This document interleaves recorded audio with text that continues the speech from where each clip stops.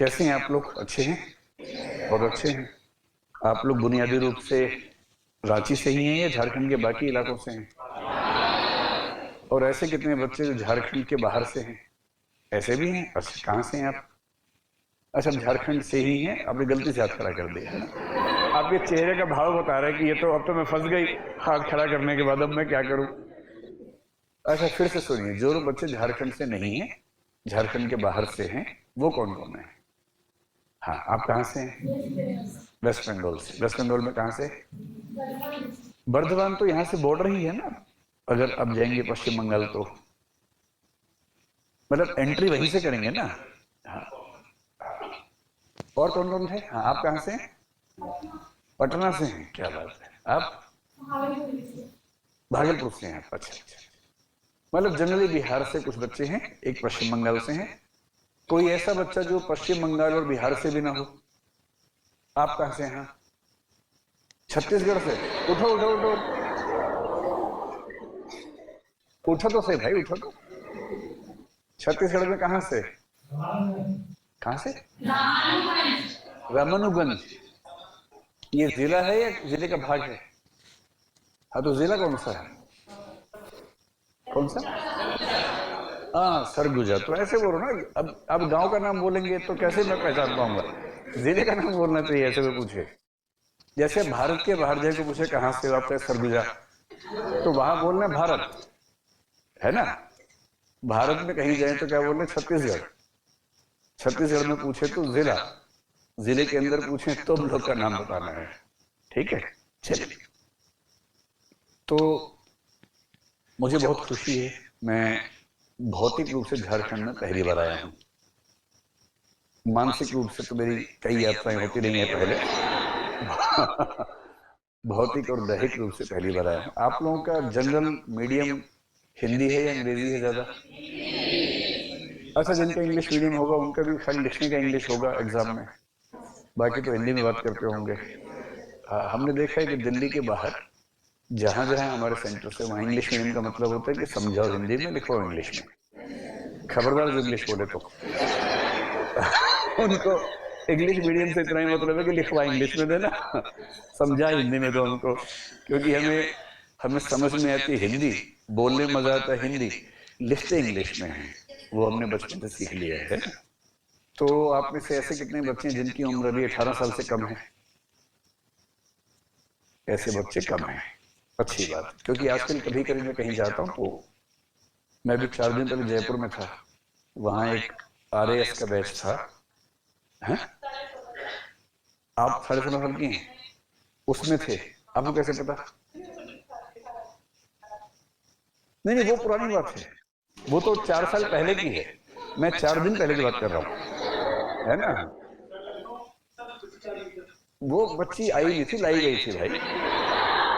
लखनऊ में एक एक दीदी आई थी, अपनी बच्ची 3 साल की लेके आ रही थी कि बोली बड़ी होकर IAS बनेगी। मैंने कहा अभी तो खेलने दो उसको, अभी क्यों। खैर, वो तो इसे लाई थी कि बच्ची को कहाँ छोड़ें, तो साथ में बच्ची भी आ रही थी।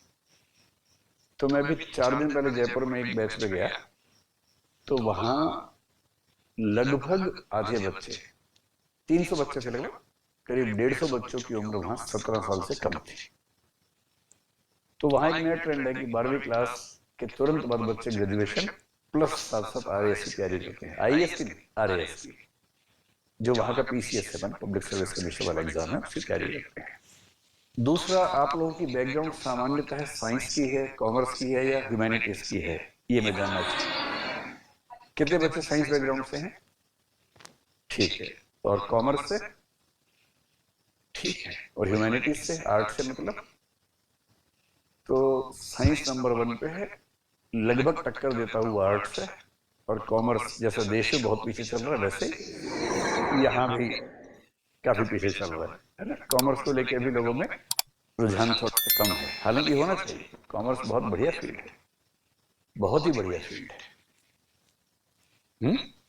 हाँ, जैसे CA एक बड़ा अच्छा, आजकल तो मैं बच्चों को बोलता हूँ कि अगर वो CA का रास्ता सोचे तो बहुत अच्छा रास्ता है। और इंटरेस्टिंग बात है, उसके लिए कॉमर्स की पढ़ाई पहले की जरूरी भी नहीं है, मतलब की है तो अच्छा रहता है, लेकिन अनिवार्य नहीं होता है।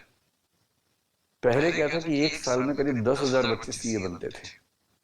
पिछले 1-2 साल से भारत सरकार ने उसमें थोड़ा सा इनपुट बढ़ाया है और अब 30,000 बच्चे सीए बनते हैं एक साल में।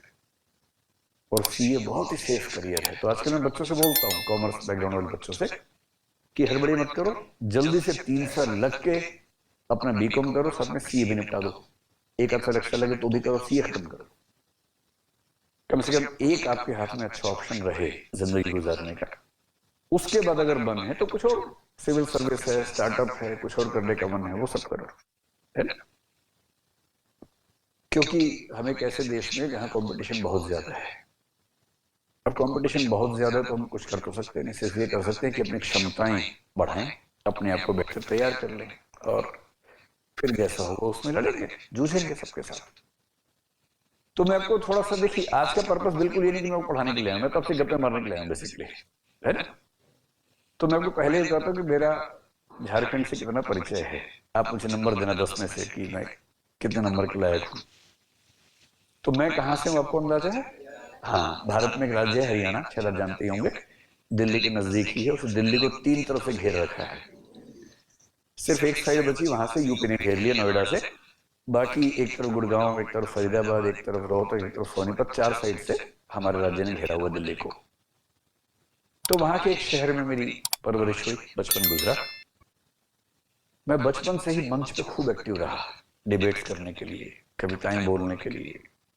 क्योंकि मेरे पेरेंट्स अध्यापक रहे हैं, तो अध्यापकों के बच्चों को ना बचपन से दबाव ज्यादा रहता है कि चलो स्टेज के ऊपर चलो, नहीं जाओ तो फिर बच्चे चले जाते स्टेज पे।